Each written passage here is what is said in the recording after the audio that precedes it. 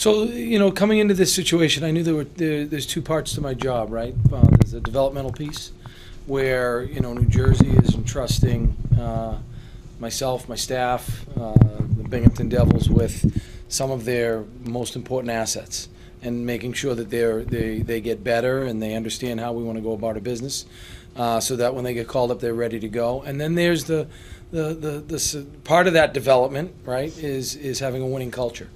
I would say, obviously, on the development part, I think we had at one point 12 guys in the NHL at once, that we were successful.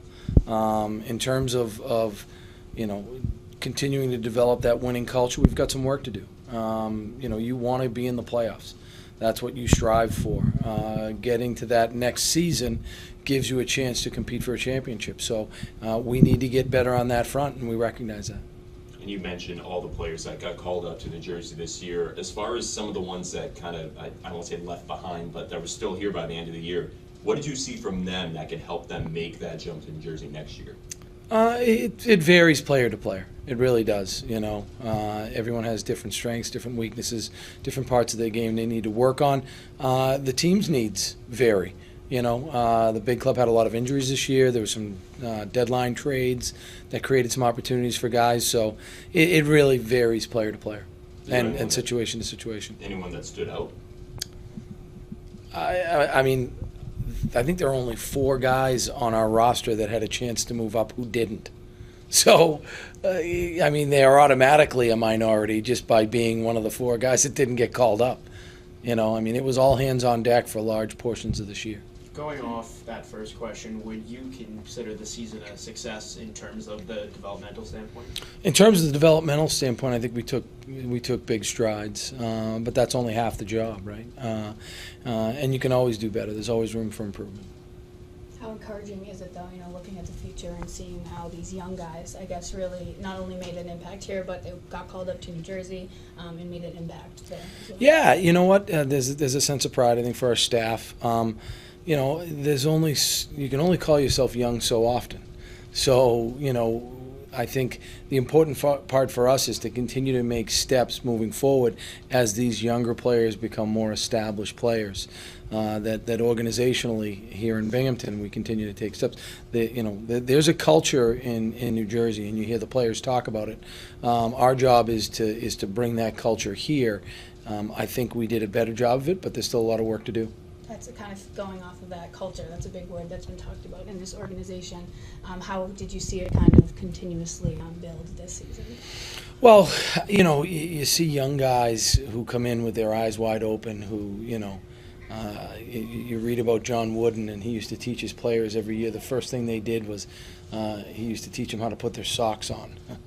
There were times when it's how to tie your skates. And so then, to see one of those young players who comes in bright-eyed without an understanding of how to be a pro, then go on his first road trip, and it's just little things. It really is. It's the best teams do little things on a consistent basis, and that's what the young guys come in. They don't even know what the little things are. So at least now they know what they are. If they don't always do it consistently, that's what they're working on. Is there a guy in particular that really maybe impressed you, surprised you by their performance in the NHL? A number of guys. Yeah, there's a number of guys. You look at, Mikey McLeod was voted the Rookie of the Year for this team. A guy like Nate Bastian, who, last year played, but, he really took a big step for us. Colton White, Mackenzie Blackwood. There's a lot of guys that I think took big strides, and it's not just the group that's here. It's Tom Fitzgerald, who is paying close attention to what's going on here. It's our development guys, whether it's Scott Clemenson, Pat Rissmiller, Eric Weinrich. But it begins with Ray Shiro and the relationship he has with and the ownership group has with Tom Mitchell, and what we're trying to do here. And again, we know this isn't good enough. We want to put a winning organization here in Binghamton. Binghamton deserves it, and it's something that we feel like we're on the right track, but we're not there yet. One of the things you mentioned before the season started was the importance of goaltending in this game.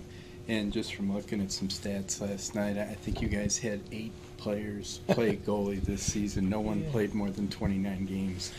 How much more difficult does it make it when you're switching that position so often? Well, I knew going from college to the professional level that I was going to get a chance to meet a lot more people in hockey.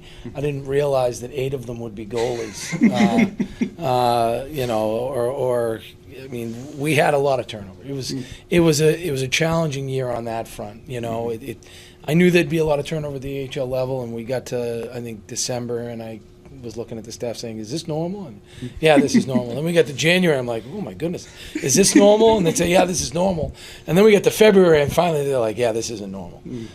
This was we had a lot of it was a challenging year on that front, but you live and you learn, and again, there's a commitment level there with New Jersey.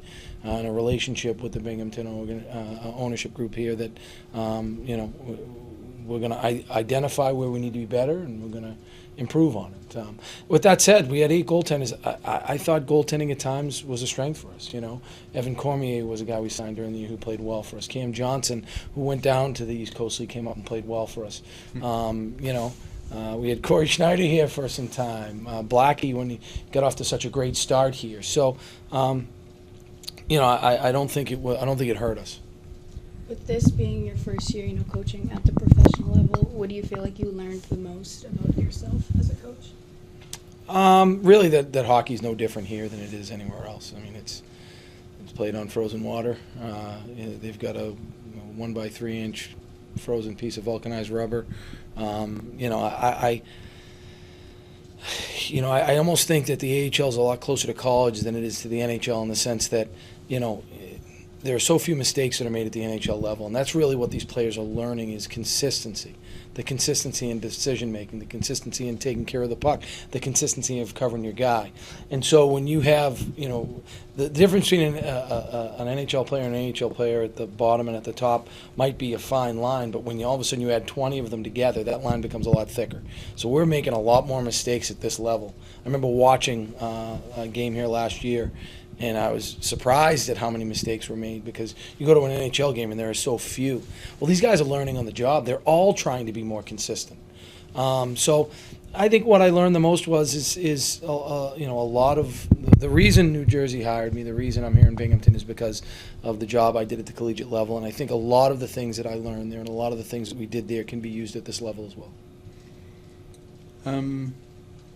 Impressions of the fans after a full season, getting to play in front of them. Yeah, the reputation coming in here is that Binghamton is a really good hockey town, and I think that if anything has been strengthened.